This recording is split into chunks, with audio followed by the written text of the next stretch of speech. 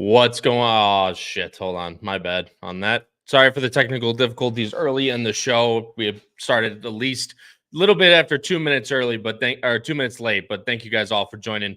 Welcome to Bettin and Boozin, episode 103 on the HHH Racing Podcast. I'm, of course, your host, Kyle Roscoe. A little flustered, as you can tell, a little bit of technical difficulties to start off the show, but hopefully you guys are all still here and hopefully you guys are all having a good day. We have a great show for you guys coming up tonight as we cover the mandatory payout PICK5 sequence at Belmont at the Big A, including 2 stakes races headlined by the Grade 2 Sands Point, which is going 1.1 miles or a mile on the turf. Hopefully you guys are ready for this show, but which is races 4 through 8. I should mention that 4 through 8 on Saturday's card at Aqueduct.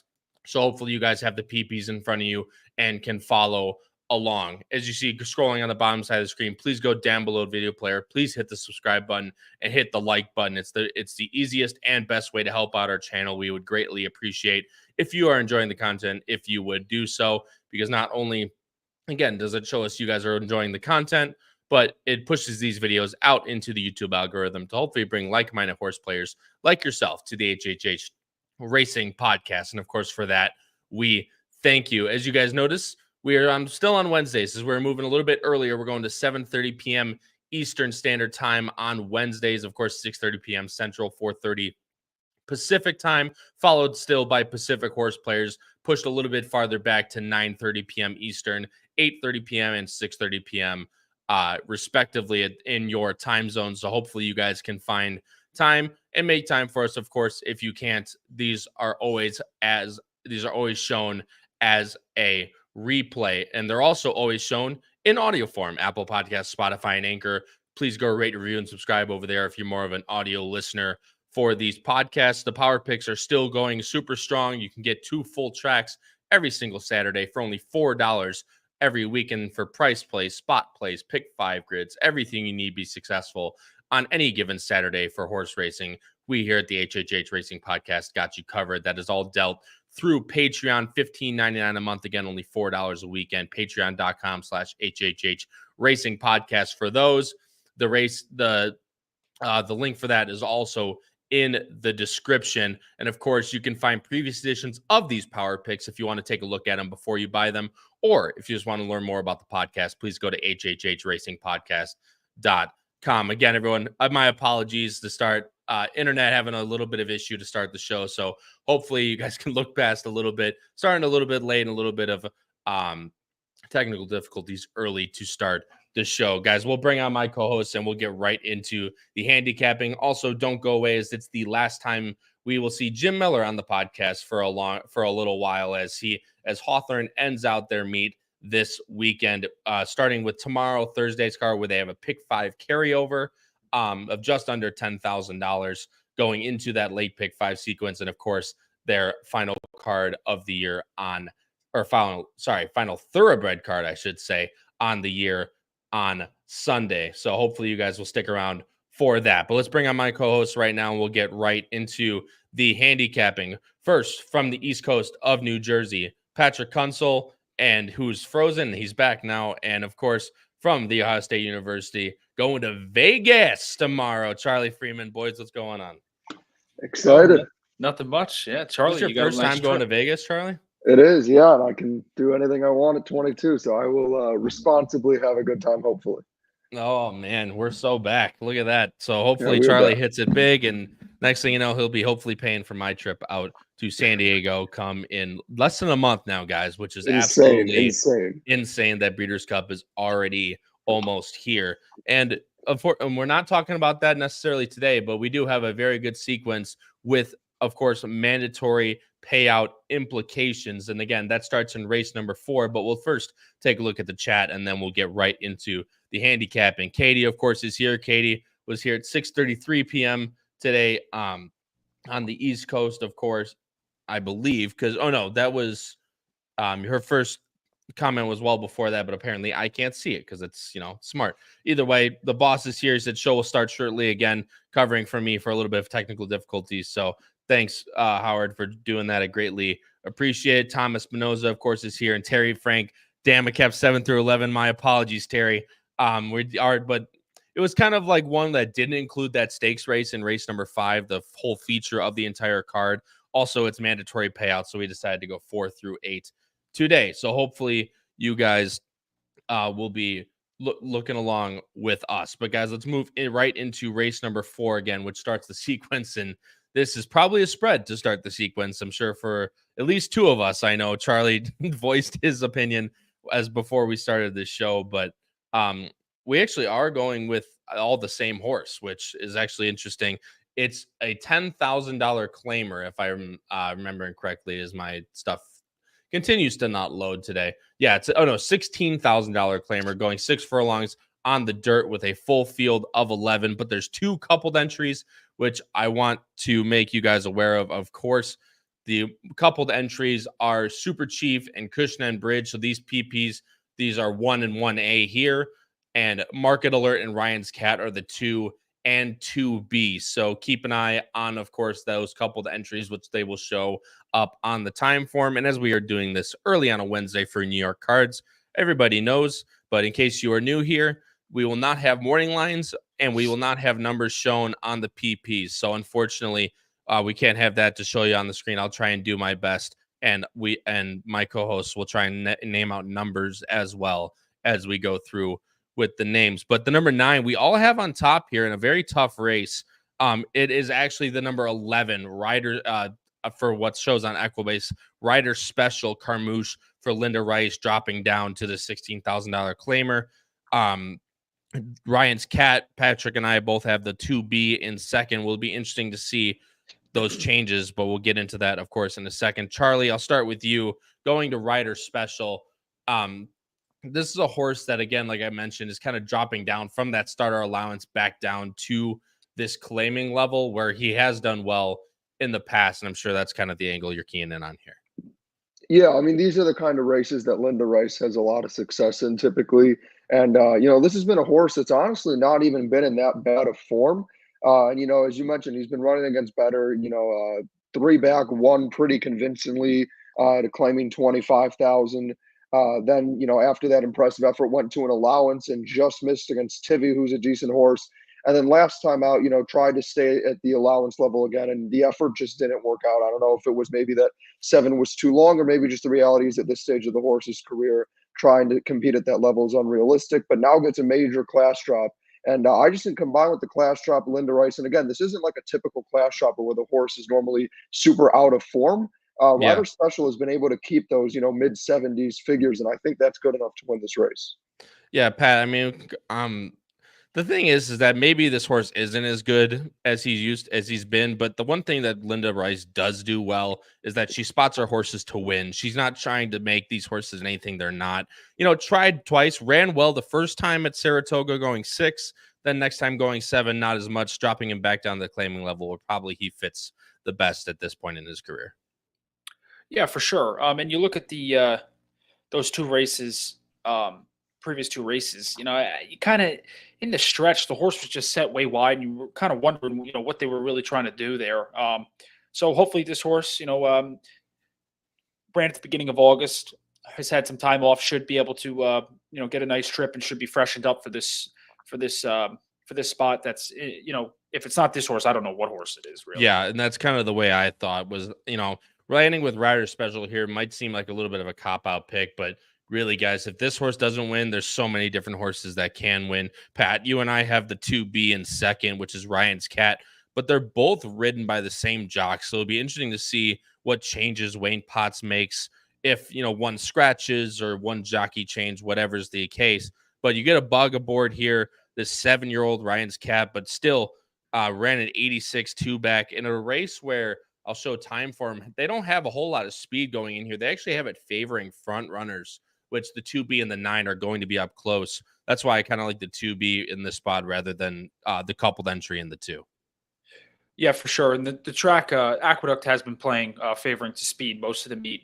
It's been more fair of recent, but yes, I do think that the 2B should show a ton of speed. In that race, 2-back was actually ran very well. So I'm hoping that horse can, move forward. It was only a 4-horse field, but, did face actually some some competition. Last up, Beachwalker for 10 Strike Racing, actually, who we got to see in Saratoga the one time. But yeah, and then I think the 4 is a little bit interesting too for me, who I had, just because I think that the speed could play in favor for some of these horses on the front end. In this type of race, we always talk about if horses do want to pass each other. So I think that's what was of interest to me. Yeah, I agree with you. I just don't. Paul talks about it all the time, how this couple entry nonsense always ruins the prices of horses like this.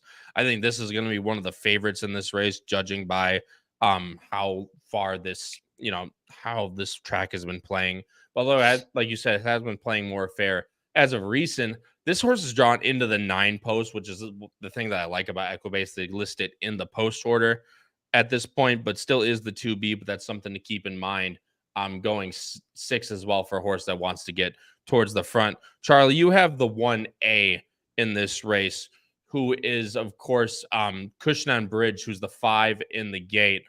And I'll try and, like I said, it's always fun to do this when you don't have any single numbers. But Cushnan Bridge for Ilke Kantramachi, who took over from Mertken Kantramachi. This is a horse that hasn't really been in the winner's circle since last year, but still has put in some pretty decent efforts, at least in the money. Yeah, I mean, has been running against, obviously, other than that race last time out where you can see went off as the heavy favorite. Prior to that race, had consistently been running in much more difficult than this race. And, had Pratt aboard a lot, which I think is important because the horse has been live. I also do like that the one-time Manny was on the horse was one of his better efforts. I think, obviously, the concerning question is, I don't think this horse has those, high 80 figures anymore. I mean, if we're looking off all back numbers, you could argue this is the horse to beat. The problem is I just don't think those numbers are there anymore. However, I will say, I think second time off of this class relief and with Manny Franco aboard to me is also a plus that this horse is continuing to maintain, solid jockeys at the meet. And also, I just think from a trip perspective is one of those that is kind of versatile and always kind of finds a way to sit somewhere in the middle and can work out a decent enough trip to finish in the money. But I agree with you. Do I think this is realistically, a win-end pick at this stage? Probably not, but is probably a pretty safe bet as an underneath foot. Yeah, I don't disagree with you. Like I said, a little bit dwindling numbers, although, and again, it has been getting easier spot last time, didn't run too well, but still in a pretty live race. Now it comes back to this spot where hopefully Cushnan Bridge can run back to those numbers, hopefully get a little bit more in the money, where that 87 buyer top did come in a claiming effort. Charlie, we both have the number 5, who's the horse actually drawn to the inside of Cushnan Bridge, charging arrow. So this is a horse that Madison Oliver takes Derek Ryan takes over the training for this one. This is one that's been running well at this type of claiming level. You have some drops and you have all this type of stuff in these types of races, but this is one that's been running very consistently. And if there ends up being a little bit of a pace on, I think this one benefits. Also, this horse can run a little bit closer, which is one thing I like about Charging Arrow. No, I completely agree. And I think it's kind of the opposite angle that, we kind of took with the favorite and some of these other horses is while I do think, and we see this time and time again, that, those that are dropping kind of are better than their form indicates now that they're at an easier level. But sometimes some of these horses are just dropping because the reality is it's not just about facing easier, but they don't have it anymore. Whereas at least with Charging Arrow, you're kind of getting the opposite, where this is one that, they're kind of having a little more confidence in and is in probably a more difficult spot this time than last time. But because he's finally kind of building some form again after that 61 and the 55 and now kind of building back up to those 70s, this is the informed horse. And the reality is sometimes it doesn't matter, if a horse has been running against weaker. It's just about what have you done for me lately? What form are you in? And because of that, though, I think because of the competition, you'll get a fair price. And I think this is another one that is interesting underneath. And again, as you touched on, is a little pace dependent. However, you can see, two back in that effort was willing to sit closer when they weren't going quite as fast. So I do think, the jockey will adjust based off of the pace scenario. Yeah, I agree with you completely. The only other horse we'll talk about here is Bourbon's Hope. Pat, real quick, if you want to touch on anything, you have this horse in 3rd. Again, just a very tough race. Want to try and cover as much horses as possible. This is a horse that's 1 for 25 at Aqueduct. However, it's 15 for 40 lifetime in the money. Yeah, and like I hit on with the about this horse before, I just think that the speed this horse has shown at times can play in this race. But listen, I'm trying to nitpick here. It's just if it's not the Linda horse, I'm not really sure where to go. And a horse like you said, Kyle, that's 1 for 25 at a track does turn me away sometimes. But I'll see what I can do because you're going to get a good price, I'm sure. Yeah, I mean, you're going to get a good price on this horse. And again, this horse has efforts where numbers make sense, at least an in the money shot, but it does take a little bit of, outlandish guessing to try and, solidify a horse that's 1 for 25. Again, however, 15 for 40 lifetime in the money. Race 4, I'm going 9 2B5, Charlie's going 9 1A5, and Pat's going 9 2B4. Again, very tough race to start out the sequence. Most likely a spread for many players coming into this mandatory pick 5. And I think the next race is probably far from that. But the next race we're going to talk about is the feature on the card. It's the grade 2 Sands Point Stakes. And I'm going to bring up the Equibase right now, race number 5. And it's a field of 7 with 2 MTOs. Morning line favorite is probably going to be a race between the number 2 Spaladay, Manny Franco, and Chad Brown, who I think is your most likely morning line favorite. However, the number 6 Style Points for Joel Rosario and Christophe Clement will give a run for the money. And I'll bring up our picks right now, and you'll see 2 of us are one. I'm the only one going with Style Points actually, and both Patrick and Charlie are going with the aforementioned Spaladay. Patrick, I'll let you talk first. Charlie, feel free to hit anything that Pat doesn't that you want to talk about. Very, very live horse, very honest horse, one that's just consistently getting better for Chad. For sure, yeah. Was almost 12-1 in the Lake Placid that last time out, where I was a big fan of her. Thought she was coming into her own, steady improvement, winning some races impressively and doing it the right way. And did run a decent race in the Lake Placid. It was definitely a step up. Obviously Flavian had an awesome ride in that race on the winner.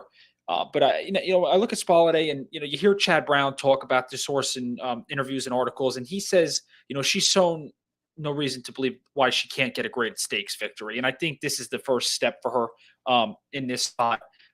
He's won this. I think Chad's won this race 6 times. I mean, obviously that's expected, but I think Spaladay, has found the right competition in this spot, and should, get the perfect trip. Now you wonder about, who's going to be the speed. You got Makenga in here, who, we've covered a lot, I feel like, and that horse, when we covered the horse, I believe it was in the Saratoga Oaks. Yeah. I was trying to get that horse home on the lead, and it was, it's just tough to do. And you think that could be the same trip in this spot. So, I'd love to hear what your guys' opinion is on the 2, and then obviously the 6 Style Points. Yeah, I mean, and I'll touch on Makenga real quick because we both have her in somewhere in the money. I have her second. Timeform has her, I mean, as she usually is, but like way out on the lead by herself. And again, I'm trying to catch this horse home. I'm not, me, I'm not really an exotic player, but I feel like this is easily by far the speed of the speed. The only other horse is Kubre, who's not really a speed horse at all. I mean, she's going to be out there by herself completely. So if Makenga can at least hold on for a minor placing sometime, the last 2 times have been very, very tough for her. I think this is an easier spot in the terms of those last 2 for her. It's just a matter of, she's always going to be out there by herself. Can she hold on is the question, but she should be completely by herself. Charlie, you also have Spaladay on top. Again, anything you want to add before Patrick, and then Patrick didn't add, and then a horse that Rob N put in the chat, Mo Fox gave, and you have in third, who I think is also a little bit sneaky interesting in this spot. Yeah, so I mean, Spaladay is a horse that I've been all over for a while. I thought the effort actually where she broke her maiden was super impressive, and then that race after that broke poorly, and that was kind of it because it was a little more speed favoring that day at Saratoga. And if you break poorly as a deep closer, it's really tough to make up that ground. Then went to that easier spot in Monmouth, to try to prep for the stakes race. And then I'll be honest, for a horse who I've been all over, I really did like her as an underneath play, but I didn't actually seriously think, running against horses like She Feels Pretty and dynamic pricing headed into it, that she could really compete. I was just hoping she would run anything so I could have a reason to argue to better going forward. And I thought, like Patrick said, I thought she ran really impressively and completely outran those 12-1 odds. this feels like a race where I know, now for once Spaladay is not the other Chad Brown and is the main Chad Brown in this race. But I think she's, a fairly lightly raced 3-year-old that's continuing to improve. And I agree with Pat. I think I like the extra distance for it. I think I know it's a grade 2 again, but I think we would all agree this is a much easier field than the last one. And I just think this is the perfect spot for her to get the job done. I'll let you talk more on the 6, Kyle, because that's your topic, but I'll briefly touch on the 1 since I'm the only one who has Mo Fox Given. I think Mo Fox Given, I think she's a really interesting horse. This is one that I've also, been on a little bit in the past in the California days. And, Noah kind of warned me about this horse in the past, and it really hadn't worked out for me very often. I mean, I kept trying to get it home with this horse. I remember one time even he took the bait and tried to take this one with me, and it just didn't work out. And then all of a sudden, the horse at almost 60 to 1, runs huge in the Appalachian. And then ever since that race kind of found that form that we'd always, at least me and Noah had kind of thought could eventually show up. And then they tried Kentucky Downs going super long, was not what this horse wanted at all, and now gets a reasonable spot. I think the question for me with Mo Fox Given is just what kind of trip Dylan Davis sort of works out with her and what Mark Cassidy has in mind. Because to me, I don't think, she has the speed to necessarily compete with those on the front, but I also don't think she has the closing kick of Spaladay. But I think she's game enough to finish somewhere in the money. I just think the question is, what they do with her. I think if she saves the ground and kind of sits a little more forward, she could be really dangerous. But I think if she sits too far back, I don't think she has the same kick as Spaladay. I agree with you completely. That's why I think a little bit sneaky interesting. The last time at Kentucky Downs, just cross a line through it.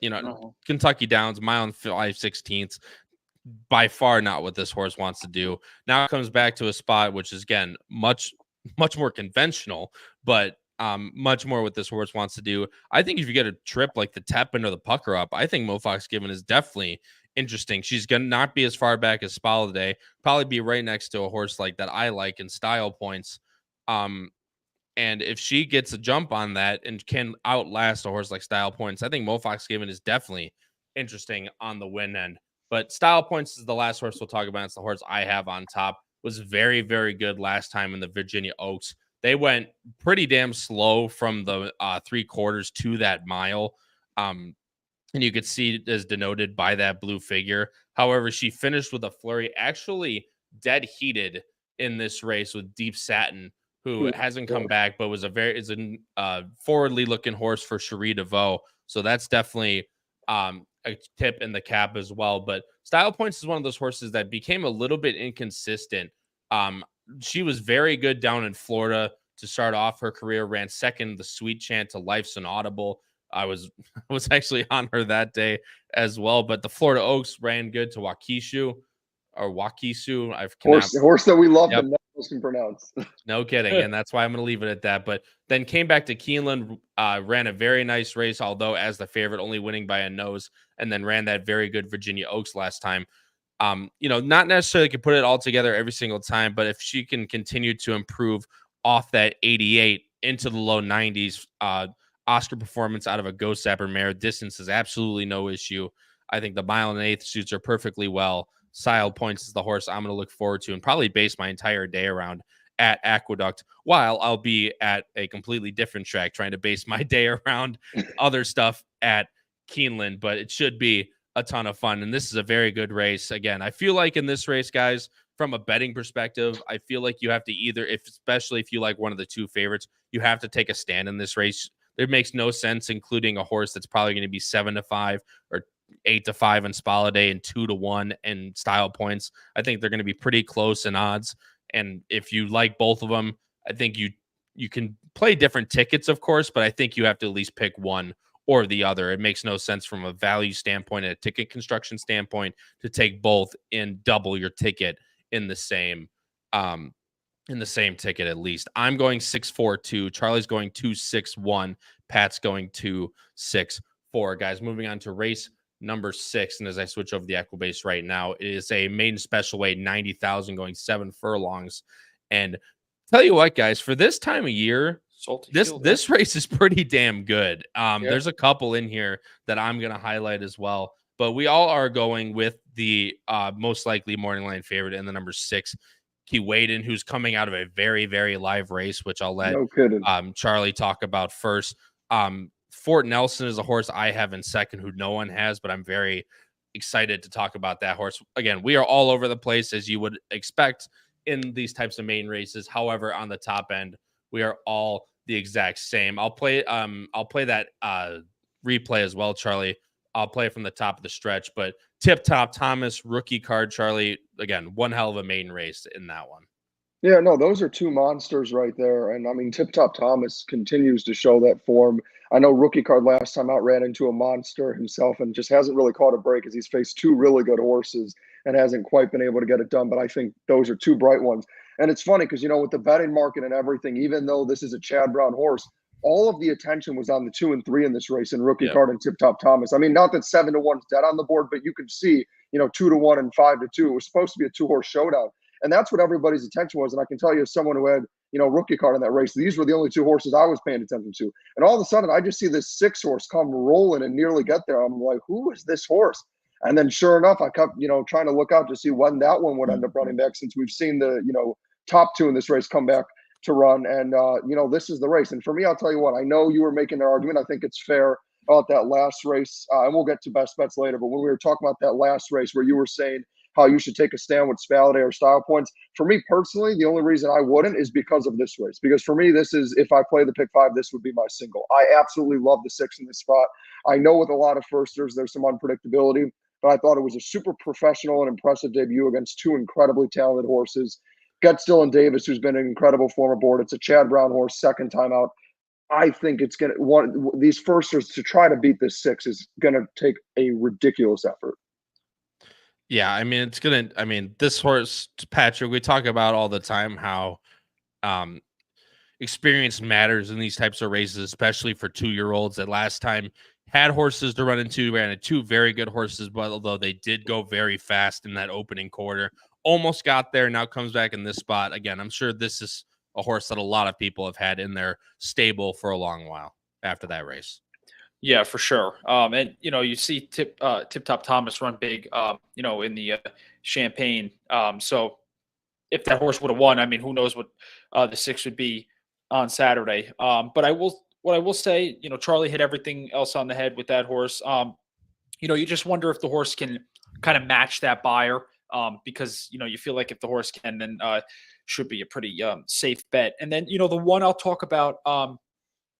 Take home the cup for Rick Dutrow and Jose Gomez. Dutrow has been actually doing very good of late. He was pretty cold throughout the summer. This horse did have a very good work 2 back. Dutrow's not really known for his 2-year-old, so I watched the board here. But I do think that this horse is live. Just through the connections, St. Elias stable, they did take home the cup, so I think that's why the horse's name is that, and they wouldn't name a horse like that if they didn't think the horse was good. I just think with the connections, and gets the inside draw, should show some speed early on.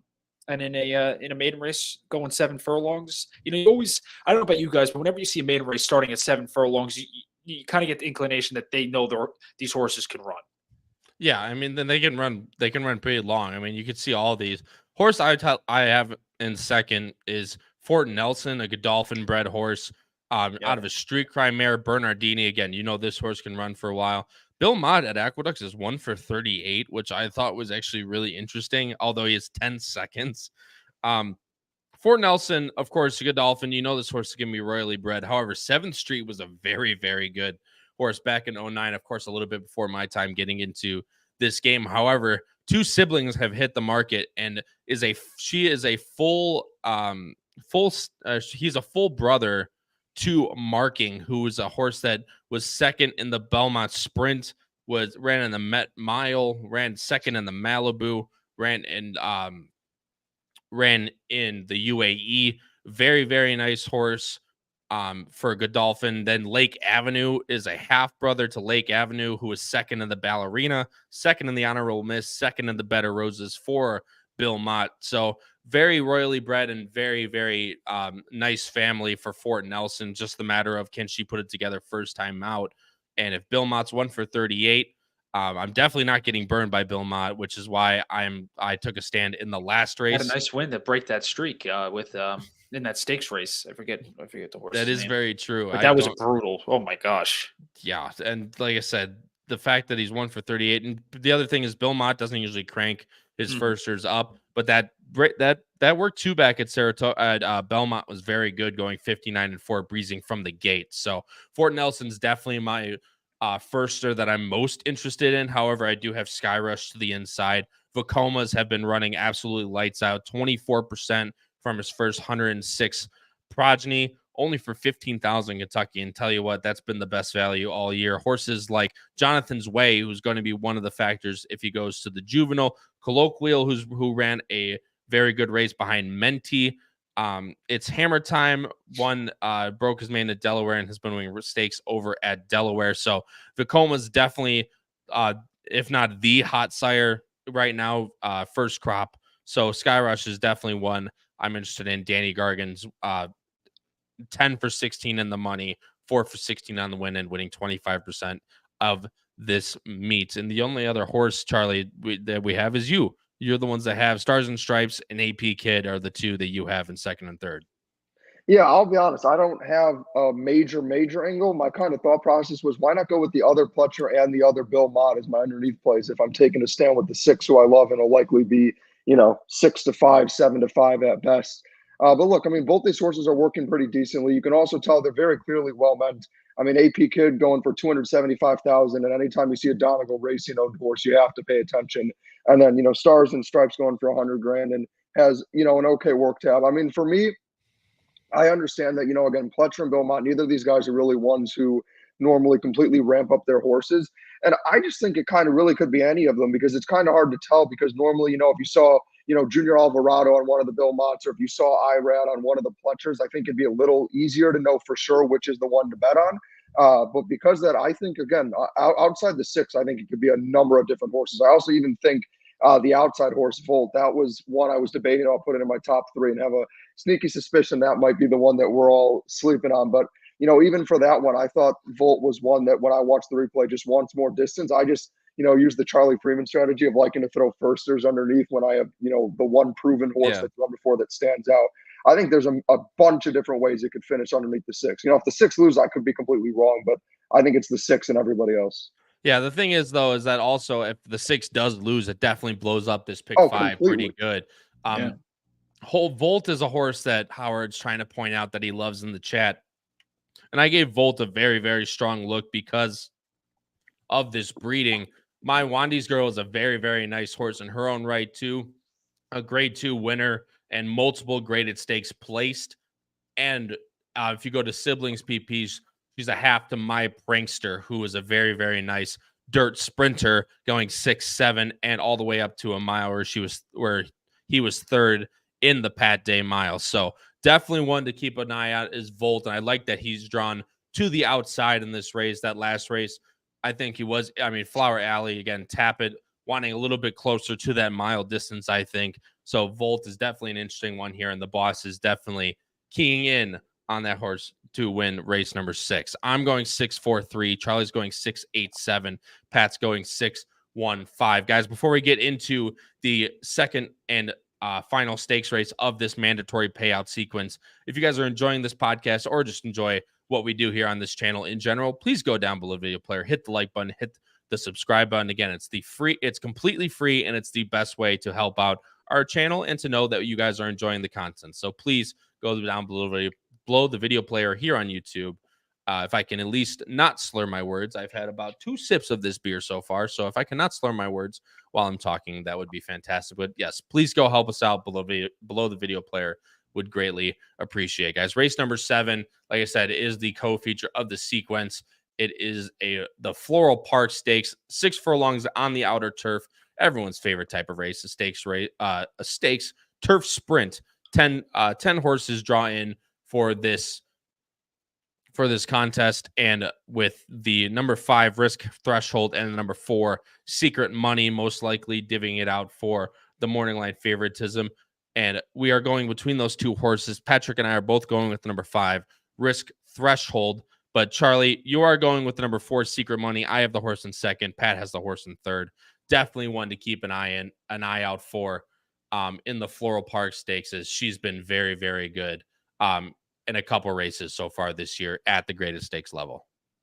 Yeah, no, I really do. We'll get to best bets later, but I really do like her in this spot. I just think the 6 furlongs is, the exact distance that she wants. Watching her replays, I think she's done very solid in a bunch of these, turf sprints going 5.5, ran, very decent against Elm Drive and Roses for Deborah. And I mean, I remember when we were at the, Kentucky Derby, nearly blew up a bunch of, tickets that we had with overcharged to, was at God knows what odds in that race, but lost by just a neck and ran massive in that race. And then, because this one has always been, she's always been a deep closer that's been just missing, decided to try to stretch her all the way out to 6.5 at Kentucky Downs, which plays even further than that. And it didn't work out.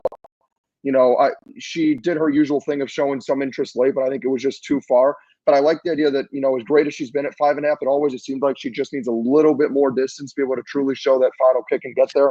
I love this distance for her. I think she's in as good, if not better form than any. And I mean, I do agree that this one will probably fight for favoritism, but I think with some of these others like Love Appeals and Risk Threshold, I could also get a decent price. Yeah, I'm not, like I said, we'll see what David Aragona is fantastic at morning lines, probably one of the best, if not the best in the entire country. So we'll see what the morning lines come out as. But I think Seeker Money could be favoritism with risk threshold. Pat, we both have this horse on top, and there's one angle that I really and actually Chris Mack pointed out. I don't know if she's lone speed in this race, but there's very little speed, I think, in this race. And if Risk Threshold can get out in front like she has in her last two, it could just be a catch me if you can for a very nice improving 4-year-old filly. Yeah, and what was impressive last time out was, the horse did break well from the inside, but, kind of didn't really rush up as quickly as I would have thought going 6 furlongs, but just won with complete ease. Junior was on that day and, never really had to ask the horse in the stretch much at all. So that's what kind of got me to, think that this horse, likes going this distance a lot. Obviously, Klarovich and Chad, usually you're thinking of a turf horse going a little bit longer, but they found what this horse wants to do. And I think this is a good spot, honestly, a good stepping stone spot for some bigger races down the road, because, I mean, the progression here has been, pretty interesting, trying to find that 2-turn and then couldn't and comes back to this spot.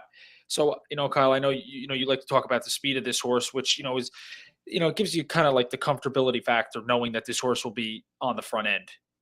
I mean, this horse is by Dubawi, which is probably one of, if not the biggest sires in the entire world next to Frankel. But man, this horse ran a hole in the wind last time out. I mean, never asked really by Junior Alvarado, spurted away at the top of the stretch and was absolutely well clear of everybody else. Now comes into kind of a listed stake spot, which I found interesting for Chad, where, maybe he thinks that she's not exactly up to snuff yet. However, really likes this 6 furlong at Aqueduct, which the last 2 has been absolutely lights out at. So comes back into this spot. Hopefully what's going to look to be a confidence builder for Risk Threshold. And she does get the lead as she has the last 2 times, which I could definitely easily see her getting again.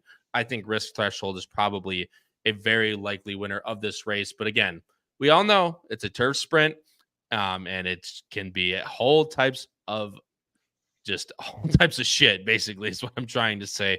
However, we have a bunch of horses underneath, which we'll go through really quickly. Charlie, I'll let you go first. The number 1, Loon Cry, is a horse that I had in there for the longest time and ended up taking out at the last second. She's 9 for 10 in first and second on the turf and 7 out of 10 on the win end. So talk about how people love to see ones and they bet the ones. This is definitely the one that they're going to look for. But Christophe Clement, after putting her in at Woodbine, brings her here, which, again, going to be a little bit of a tougher spot than a couple of her past, I think. Yeah, I mean, not just been great in the money in general, but especially on, this turf course, in 4 starts, 1 win in 2 seconds. I think my one concern with her is the lack of early speed that she has in a race that, as you mentioned, for a turf sprint. Granted, at 6 furlongs, I do think it is always a little different than 5 and 5.5 in terms of the amount of speed you normally see. But nonetheless, not as much speed as you would normally anticipate, which is my one concern for her. However, I just think with her late kick and how game of a horse she is, and again, as you touched on how often she finishes in the money, I think she's probably one of the safest bets in this field to finish in the money. I think the question is, again, we talk about in races where we expect a ton of pace, there's none, and races where we say no one's going to go, especially in these turf sprints where chaos can always happen. Some bombs end up sending, and next thing you know, you're like, where did this meltdown come from? So I think this is one that you certainly should consider using and should get a square price on at the very least. Either as an underneath play or defensively in horizontals, just because, again, always runs a solid race, very game horse that has a strong late kick. I just think the question is there enough pace for her? To me, it doesn't seem like it, but I think at the very least there's enough for her to take a piece. But again, is one where if there is a meltdown, you'd be, pretty upset to not have this one there.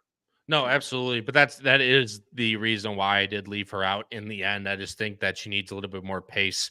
But she's a very honest horse, has run into cold paces before at this exact distance, at this exact track. So definitely one to keep in mind, at least from an underneath perspective, if not on a win perspective as well. Pat, you have the number 3, Love Appeals, in second, which is a horse that, again, I looked to because that 5 furlong race at Monmouth, I thought was actually very impressive from her, and she ran very well.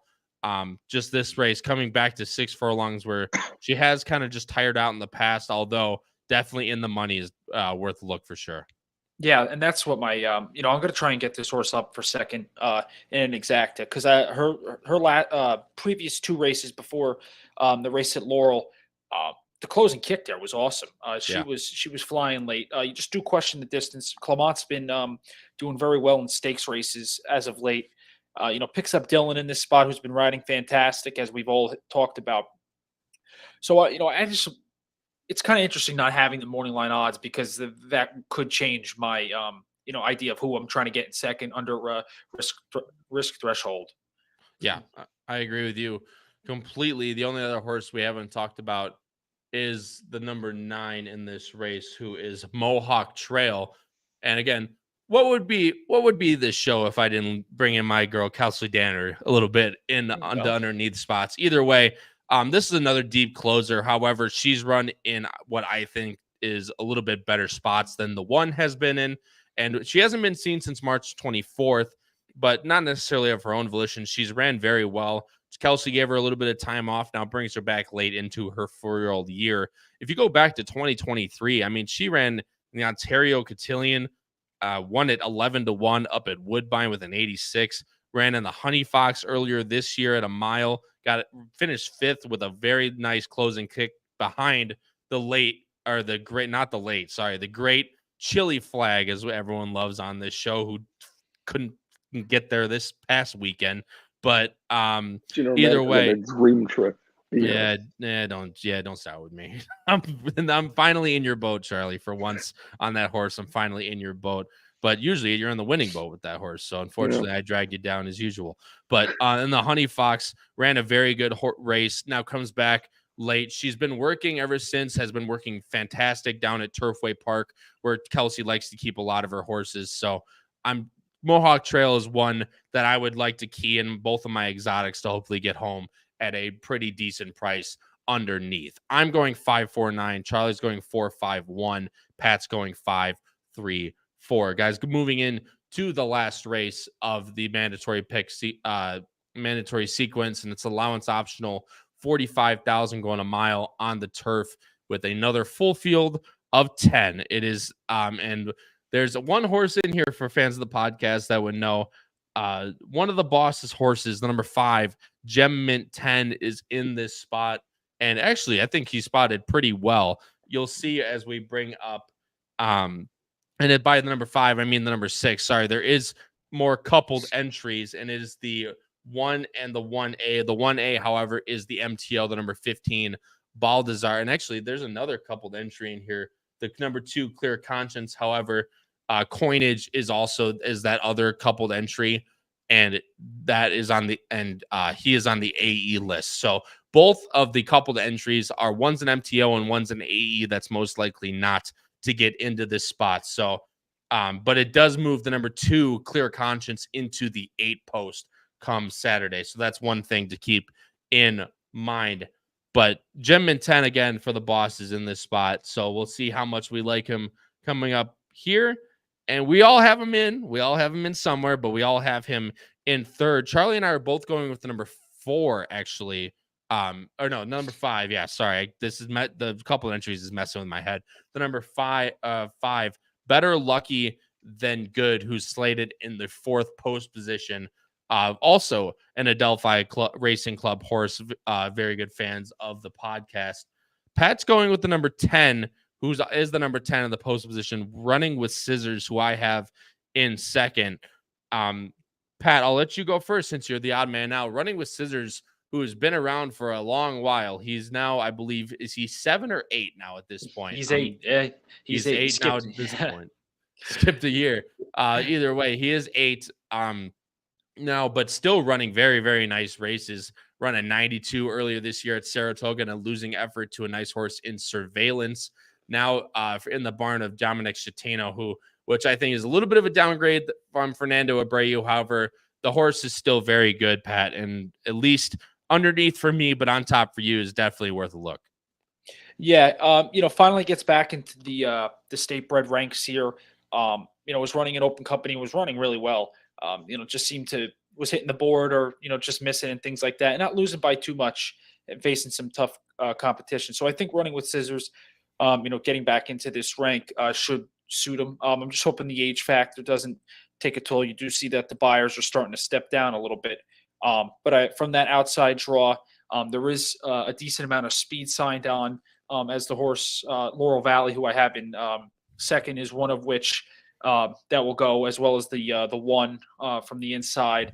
And I believe, is it the 7, I think, will be another one that could go. So this is a very interesting race because we'll talk about Gem in a second here. But, you kind of try to piece this together. If those 3 go, who's to say the 6, Gem, and 10 doesn't get an awesome trip? But I do think that the 10, Running with Scissors, should get that trip that I'm hoping for, just off the 3 pace setters. Yeah, and the thing is that if Running with Scissors does, I still think even at the old grandpa age, I think he is still good enough.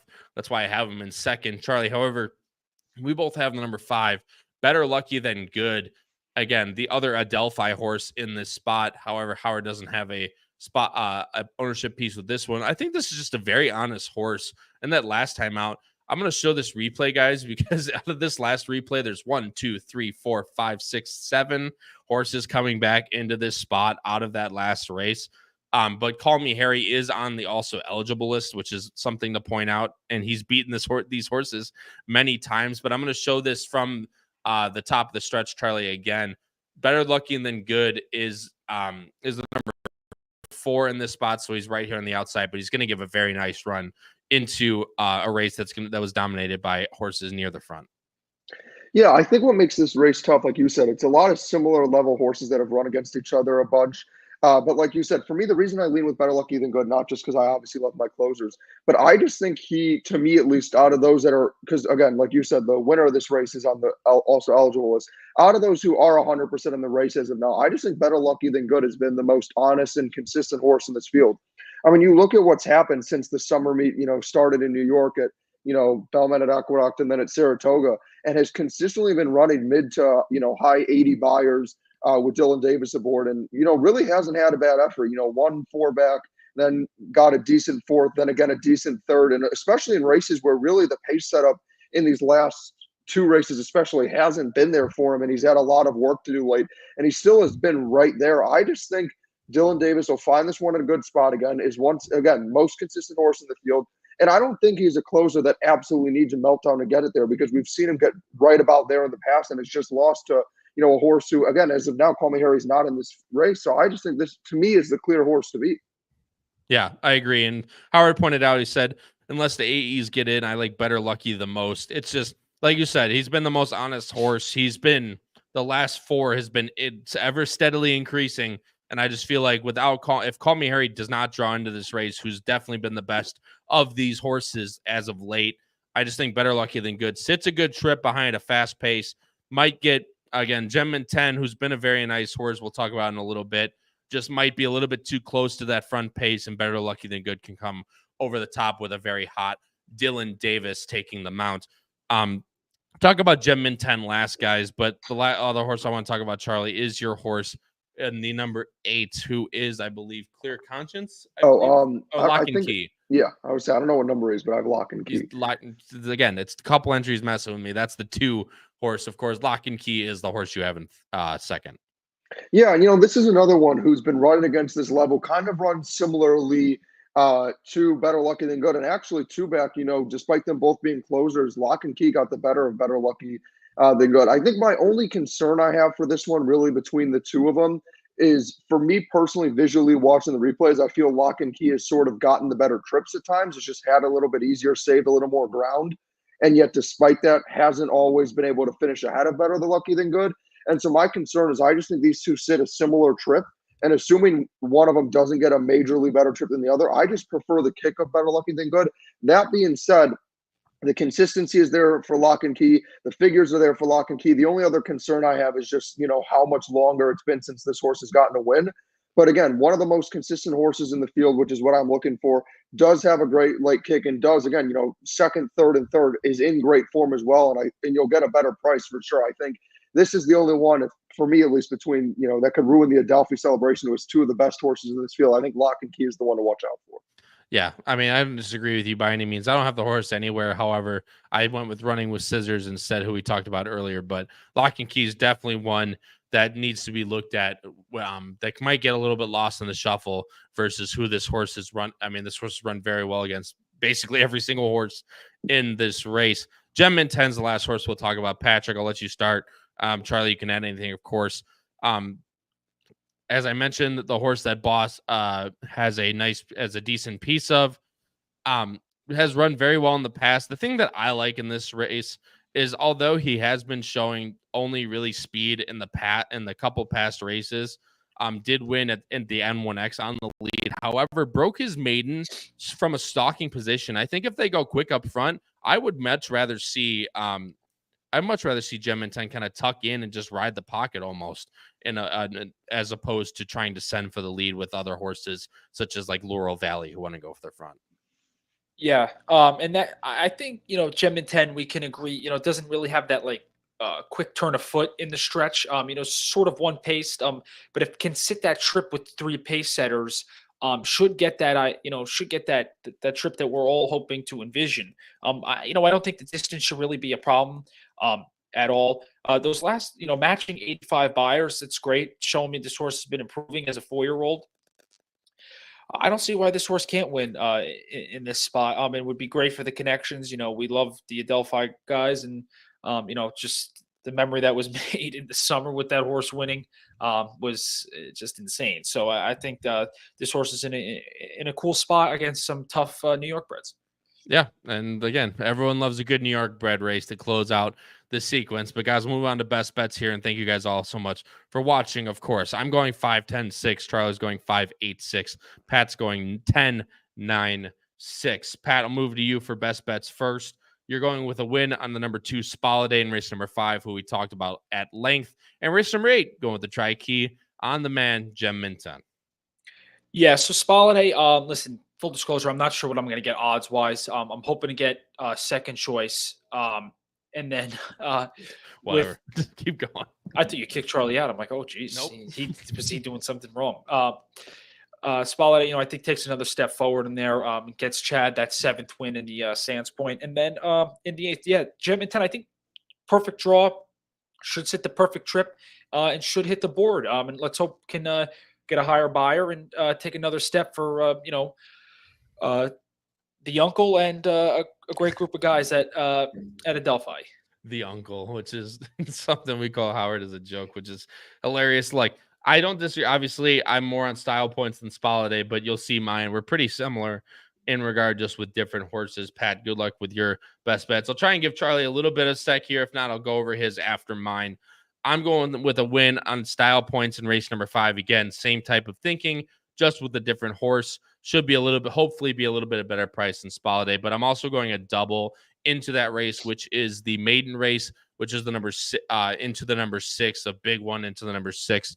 Keewaydin, who's the horse we talked about at length, should be a pretty decent favorite in there, but hopefully should get a little bit of a better price if I'm not taking Spaladay in that double. And I would at least want to do what I call and like to call insanity insurance on that double with Fort Nelson. If he is as good as the progeny have been for as first time out for Belmont. I want to have at least a little bit on him to hopefully cash a pretty decent amount, and he should be at least a pretty decent amount higher than Keewaydin. So I think the value is there to be able to play on second choice. So hopefully we can get that one home. Charlie, who is just gone into the ether, apparently. I don't know what happened to him. Either way, race number 5, he's going a double 2-6 into 6, which is Spaladay and style points into Keewaydin. And race number 7, which we talked about, he likes Secret Money a lot. And he's going to play a win bet on the number 4, Secret Money. So hopefully we can get some of these bets home, of course, at the expense of each other, which a lot of us like the same type of races. But as mentioned at the top of the show, that will be the cutoff for Aqueduct. Hopefully you guys enjoyed that part of the show. However, don't go anywhere, as we're talking the last Hawthorne show on the card for the HHH Racing Podcast in 2024, which of course is super sad, but it's more sad because it's the last time we'll get to see this man on the screen with us. And of course, that is the man of all trades, the director of racing at Hawthorne Racecourse, Jim Miller. Jim, what's going on, my friend? It's been very busy. Everybody trying to get those final couple of starts in. So that's something where you're seeing with massive field sizes Thursday. The Sunday card, we filled 12 races. We probably could have gone upwards of 14 or 15. There were just everybody trying to get in. So late pick 5 sequence Thursday is a lot of fun. Fields go 12, 10, 12, 10, 12 to for the late pick 5 with that carryover. So it should be really nice, and it's supposed to be beautiful out weather-wise too. Yeah, absolutely. And thank God the weather gods decide to, bless us. He is back, by the way. So there's Charlie. But either way, Howard beat me to it. He brought himself on. I was going to introduce him, but he wants to say at least a couple words before, the last Hawthorne segment of the 2024 season. No introduction necessary. You guys can hear me okay, correct? Yep, all good. All right. Charlie's back, huh? I thought Charlie maybe left early for Vegas just to get a jump. Oh, no. My Wi-Fi just didn't want the public to know my best bet, so I get better odds on them. So it is what it is. By the way, Charlie's a very sharp guy. I agree with a bunch of things that he said today. Very disappointed you guys don't have Jim in first. Jim, they might not be a part of the podcast app tonight. With hey, I had two Adelphi horses in the top 3. My contract was set in the money, so we're okay on that. That's true. Jim, real quick, I'll be 30 seconds here. First of all, I'm sporting my camouflage Hawthorne Racecourse hat, which I got, I think, from the contest, if I recall. Jim, I want to just publicly thank you and Hawthorne Racecourse for your wonderful support of the HHH Racing Podcast this year, especially. Of course, you came on, or Emily came on almost every Wednesday or Thursday for several months here during the thoroughbred season. We had a lot of fun. You guys gave me the opportunity as well to write for the website as well, Hawthorne Racecourse, to cover their pick 4s. We saw a lot of exciting things at Hawthorne this meet. WW Hotshot winning the River Bear. Aksarben winning the Hawthorne. Aksarben Derby winning the Hawthorne Derby. There you go. I knew I was going to struggle with that one, Jim. And about the 2 Illinois breds finishing 1-2 in the turf stake a few weeks ago. Anyway, we really do appreciate the support. We hope it continues in years to come. And, of course, we covered Hawthorne Racecourse as well on our tip sheet as well on Saturdays this year, and got a lot of positive response on that. So, Jim, thanks a lot. Hopefully we continue this wonderful relationship between Hawthorne Racecourse and the HHH Racing Podcast. Yeah, you got it. It's a long season at Hawthorne. I mean, think about it. We started back the second week of March, and now we're going into the second week of October. It's a long racing season in Illinois at Hawthorne, and everybody gets a little break on the thoroughbred end. We get zero break for those that are working there. We start the track conversion immediately after race this Sunday, and in 72 hours, we convert a thoroughbred track to a standard bred track, and then we start harness racing that following Saturday night. So it's one of those where it's very busy. There's no breaks in Illinois, but to try to keep racing alive for both breeds, you do what you have to do, and that's what we're doing. But we thank you guys for the support as well, for doing the pool parties that you've done in the past, for participating in the contests, getting to see a lot of you guys in Vegas too. It's been a lot of fun. So I'm sure we will continue our partnership in the future, but I thank you guys for the opportunities as well. Yep. Keep up. Good luck with the standardbreds. Is my boy Kyle Wilfong driving this meet? Kyle will be back. Oh yeah, yep. All right, there we go. Kyle's That's my guy at Hawthorne. Yeah, he's at Hoosier Park now. Hoosier Park's wrapping up, and then he'll be over at Yep. Hawthorne throughout the course of the winter. Terrific. Thanks, Jim. Guys, great job betting Boozin boys. We'll see you guys later, and crush your bets at Hawthorne this tomorrow, Thursday, and Sunday. Take care, guys. Bye. Thanks, Howard. See you. All right, boys, and then I'll let you guys go as well, and Jim will cover races 6, 7, and 8. Yep. As you mentioned, all full fields, just absolutely, and including a carryover that I mentioned at the start of the show. Of course, we can touch on again. Pat, Charlie, jokes on you. I already did talk about your best bets. Of course, we talked about them at length throughout the show, so I'll let you guys go now. But like I said, I'll talk to you guys later, and excited to see you guys again in 3 weeks. Have a good one, guys. Sounds good. Have a good one, guys. Later, boys. All right, Jim. Let's get her going here. So again, as you mentioned at the top of the show, it seems like every single race is a 12 horse, madhouse. But again, that's fantastic. And as you mentioned, a lot of people trying to get their horses in before the stables close for the winter. Yeah, and it's one of those things too. Fortunately, like we said, Mother Nature's been really good to us. So on the turf course got rolled this morning. Ready to go for the last couple of days. So 5 races on the grass on tomorrow's card. It's going to be a beautiful day, 10 race card. Again, 12 of them on Sunday. So it's going to be a long afternoon, but got to get everybody that chance to get one last shot at those purses. But you know what? Full fields provides a lot of value too. And as we've seen, can provide some carryover. So the late pick 5 carryover over 7,700. Nice way to jump in on tomorrow's card. Absolutely. And you mentioned that you can increase a little bit of value, and you're trying to do that here in the first race that we're going to talk about in race number 6 here, Jim, as I'll bring up the Equibase right now. Unlike Aqueduct, we do have morning lines and numbers to talk about in this race. You're going with the number 1 in this race, Jim. Dino's Dixie, 5-1 for the Simonovich clan, who we've gotten to know well, of course, through the tournaments through Hawthorne. However, the morning line favorite is the number 10, who you have in second, Mahoney Road for Cody Rosine. Second choice is the number 3, Great Coolness, Louisiana bred for Louis Roussel and David Cohen at 9-2. And then we come to your pick, of course, on top, Dinos Dixie. And good to see E.T. Baird back in the saddle. It seems to be a little bit of time since I've seen his name on the program. Yeah, some time away from the races, took some time to get fit, worked a whole lot of horses before he was coming back to the races. But regardless, E.T. is one of the best on the grass. He's one of the best with speed.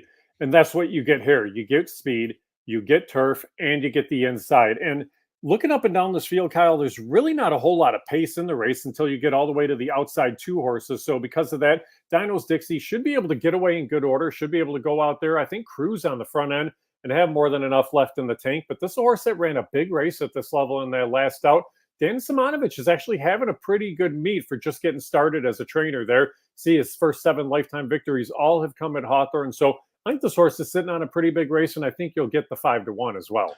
Yeah, and you mentioned about the turf and the inside. You ran at 5.5 last time at Hawthorne, which again you get here. Alexis Centeno took them out last time, and they got a nice price at 10-1. You're probably not going to get 10-1 this time. However, you are picking up E.T. Baird, as we mentioned before, as one of the best on the lead and has been in Illinois for many years. Jim, you have the number 10 in second to the outside. Again, the aforementioned morning line favorite, Mahoney Road. This is one that should be up close, but I think likes to run a little bit better with the target in front of him. And I agree with you there. And maybe from the outside, that's what you're going to get with that target. It's a long run down the backside, going 5.5 furlongs into that turn. It was just, the horse was a little disappointing in those last couple of starts. And that was the thing. I mean, should have probably won in that race 2 back. Last out, really no excuse either. Had a decent trip, got shuffled a little bit, and then came on again late. I just tend to wonder if the horse that gets the clear sailing on the inside gets a little bit better trip. No, absolutely. And this is actually owned by Cody Rosine, which I don't see too much of. He trains a lot for a bunch of different trainers, but I never really see too much of him owning his own horses. But the thing that I like, Jim, is that the last 2 times for Mahoney Road, again, you're getting that favoritism in both of those starts. And again, a little disappointing not getting the job done. Now you're getting what could be a pretty, not good post position, even though there is a long run, might get shuffled outside here. And, if you don't see a way through for this horse on the front end, this horse has shown at least a little bit of ability to rate, although it's been on the dirt. So, all these types of factors partnered with favoritism might be a choice for you. Might be a choice for you to look a different way. Yeah, and especially the fact that the horse has never won on the grass in its career. So you're running decent races, but it might be another one of those spots where you're running and still keeping the condition in the end and just happen to finish second or third.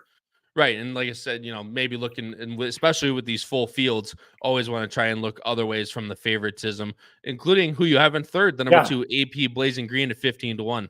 You know what? The start 2 back was actually a pretty good race. You see, that's the race Dinos Dixie went out there and finished second. This horse was only 2 lengths behind Dinos Dixie there at odds of 30-1 and came running at him late. So if somebody goes after the speed, you get the inside trip, should be able to save ground the whole way around. And that's kind of been the key. So this is a horse that's gotten off a little bit slowly and kind of had to work out trips, usually in the overland route for those last couple of starts. So just get away in good order, save that ground the whole way, and they might be able to pick off some horses late at a price. Yeah, and especially at a price, I like that he's drawn to the inside as well. Should be able to sit, maybe not a pocket trip, as he's gotten a little bit older. He seemed to have lost a little bit of that early foot. However, if you can sit at least a nice closing trip on the inside, even though there might not be enough pace, he's shown the ability to at least close at least a little bit into, some colder paces, a little bit back. So 15-1 is definitely a nice price to take a shot underneath. Right. And I'm not going to play him to win. He has just that one lifetime score, even though it came this year. It's one of those it's a horse that can kind of clunk up underneath and do so at a pretty good price. Yeah. And you look at that, granted, it was one of those state bred races at Hawthorne. However, a horse that was, 0 for 15, getting that at 2-5. So that's always a good thing to look at. But either way, Jim, you're going 110-2 in race 6. Race 7 is a claiming $5,000 event, Jim. However, it's not, again, just as large of a field and just as hard to try and get at least on top as my Equibase likes to, not load. There we go. Field of 10. Go up to the conditions zone. Yep. All right. Read your conditions there. It's the Methuselah. 7-year-olds and up.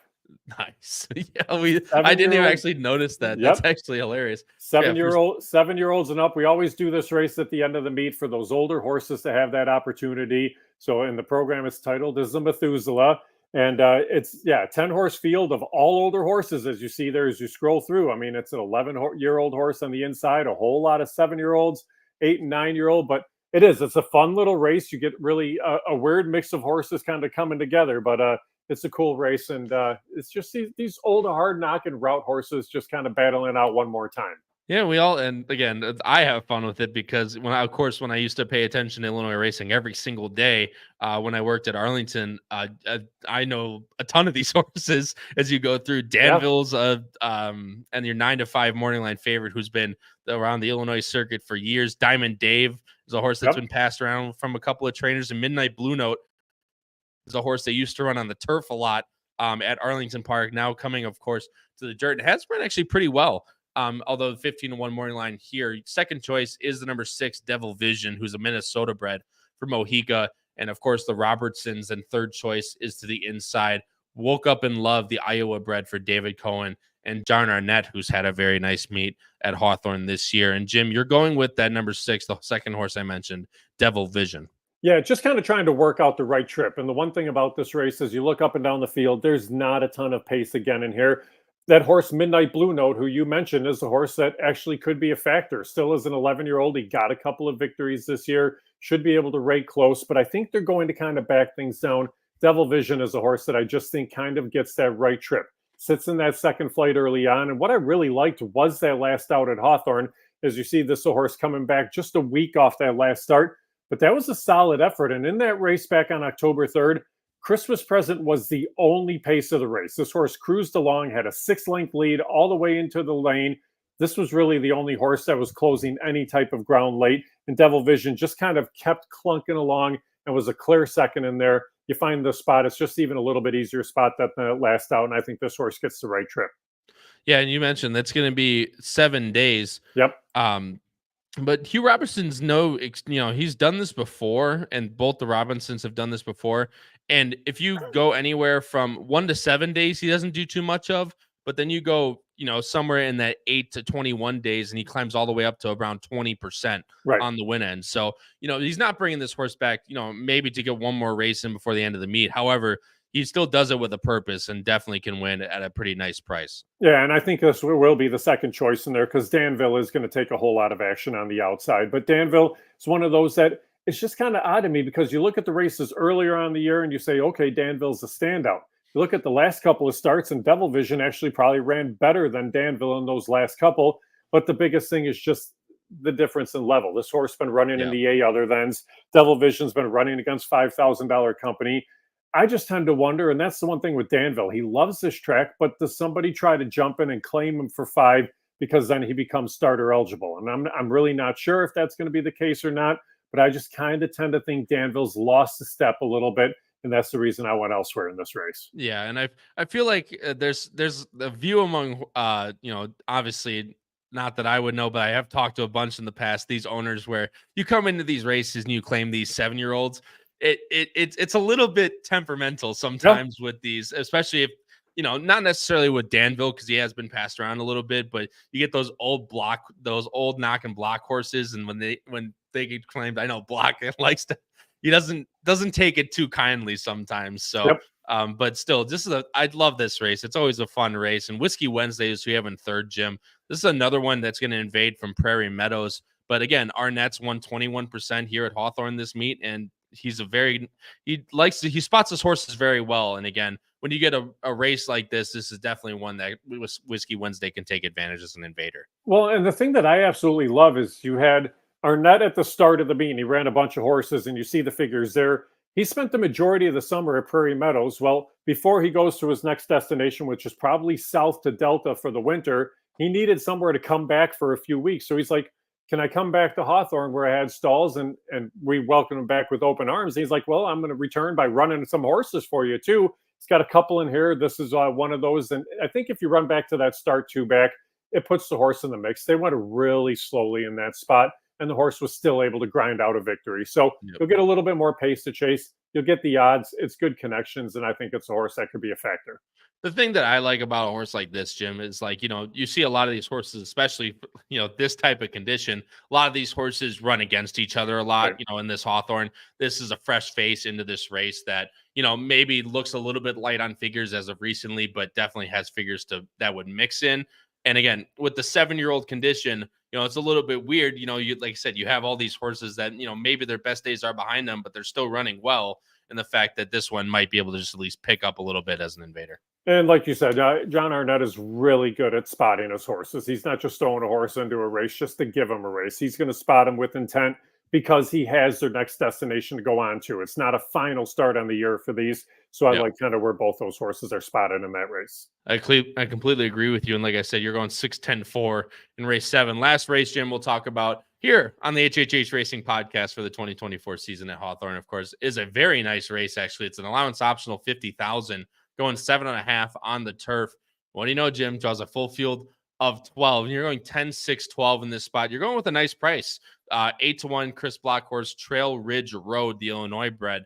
However, your morning line favorite that you laid is a nice lukewarm 7-2 Facciabella for a horse where we've talked about previously on this podcast for the Hawthorne segments. For Chris Block at 7-2, all the way to the outside for your second choice, and number 12 Gypsy Reward for Gallardo and Hugh Robertson, and third choice just to her inside She's My Warrior, the other Minnesota bred, for Tim Padilla. But again, you're going with the number 10, 8-1 on the morning line. And looking at this race, unlike the prior 2 races, there is a lot of pace in this race. So at 7.5 furlongs, you're probably going to have 3 or 4 heading for the lead. It's a short run into the first turn, and then kind of that second flight of horses, and then the deep closers. Well, Trail Ridge Road is probably going to be that horse that's in that second flight of horses. And getting back to the turf is the key. This horse is just better on the grass than it is on the main track. 12 starts on the turf, 7 of 12 on the board. The race 3 back was a really good race. Katie Milady is a very legitimate Illinois bred mare. She just ran against Open Company in the Cary Memorial 2 weeks ago and almost stole that race. Well, Trail Ridge Road was a decent third in there. Ouvre was a horse that just won the sprint stake coming back 2 weeks ago. So you're not facing any slouches by any means. Stayed in on the main track in those last couple, but a much better horse on the turf. And I think this is a horse that is, again, just able to kind of tuck in behind those early pace setters, get the jump on the late closers. And again, the price is right. Chris Block's had an amazing meet, 30% rate, and just he's always so awesome with turf horses. So I'll take my chances here. I agree with you, and really, this one isn't that far behind, if ahead of the morning line favorite in Faccia Bella. However, a little more recent form with Faccia Bella, which might be, why this horse is going to be 8-1 Trail Ridge Road as opposed to her. However, I agree with you completely. Just running in harder spots and a lot of the time. And I love that Katie Milady ended up winning the stakes race that's mentioned for her, which has her name. So it's just really kind of funny. However, like you said, muddied up a little bit because of those last two dirt starts. Much better on the turf. I'm definitely much more interested in Trail Ridge Road, however, than the horse that you have in second and who's the morning line favorite, Faccia Bella. However, like I said, she has run very well in these past couple races that she's been in. And she has run well. The thing that I found really intriguing is David Cohen rode this one to a victory in the last out. He's ridden Trail Ridge Road the last 3 times. Well, he chooses Trail Ridge Road over Faccia Bella, even though Faccia Bella looks like this is a horse that will take more action. But defeated the similar company in that last out, got a really good trip, but that was only a 7-horse field. Now you're looking at a full field of 12, probably going to have to close from a little bit further back. Just kind of comes down to working out a trip more than anything else. And Trail Ridge Road rates a little bit closer to the pace. Faccia Bella is going to have to close from probably 10, 12 lengths back at the top of the lane. If you don't find a perfect way through traffic, it's really tough sometimes to catch these horses. So just think at a short price. I can look to the horse underneath, but I can look to some others on top. And especially in a 12-horse field, a lot of the time, especially if you're going to stack up against the across the course, it's going to be hard to find a way for Faccia Bella in this race, who, again, is probably going to be bet just because people love to bet the ones, as we talk about a lot. However, again, doesn't stand out among figures in this field by any means. So with a couple things stacked up against her, I think Faccia Bella might be a little bit of a favorite that you can beat. And a horse that you have underneath, again, is Gypsy Reward, who we talked about as the second choice on the morning line. This one has much better figures than Faccia Bella has. And we're running at Canterbury, which, again, their turf races are very competitive as well. So Gypsy Reward, the only thing that you have to at least take a look at in these 7.5 furlongs, Jim, which I'm sure you'll talk about, is that post position. Correct. And 12 in the 12, it's very hard to tuck in from the 12 from out there. If Gypsy Reward and Faccia Bella swap post positions, Gypsy Reward is your morning line favorite in here. But 12 hole at 7.5, again, for a horse that's going to come from off the pace a little bit. I'm just concerned. And Eduardo Gallardo, he's ridden 75 horses at the meet, but he hasn't ridden a ton on our turf.